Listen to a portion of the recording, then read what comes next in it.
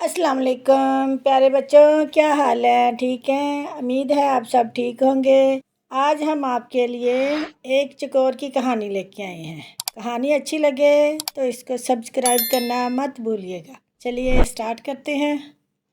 एक दफ़ा का जिक्र है कि सुल्तान महमूद गजनवी के पास एक शख्स एक चकोर लाया जो एक पाँव से मजदूर था। जब सुल्तान ने इस शख्स के चकोर की कीमत पूछी तो उस शख्स ने चकोर की कीमत बहुत ज़्यादा बताई। सुल्तान ने हैरान होकर इससे पूछा कि इसका तो एक पाँव भी नहीं है, फिर भी इसकी कीमत इतनी ज़्यादा क्यों बता रहे हो? वो शख्स बोला कि जब मैं चकोरों को शिकार करने जाता हूँ तो ये चकोर भी शिकार पर साथ ले जाता हूँ। वहाँ जाकर इसको जाल के साथ बांध देता हूँ तो ये बहुत अजीब सी आवाज़ें निकालता है और दूसरे चकोरों को बुलाता है।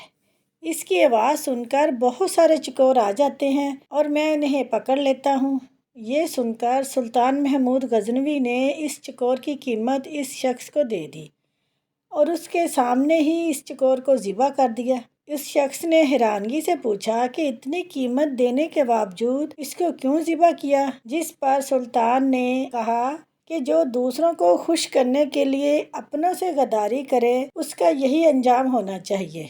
प्यारे बच्चों, इसका मतलब है कि अपनों के साथ बुरा नहीं करना चाहिए।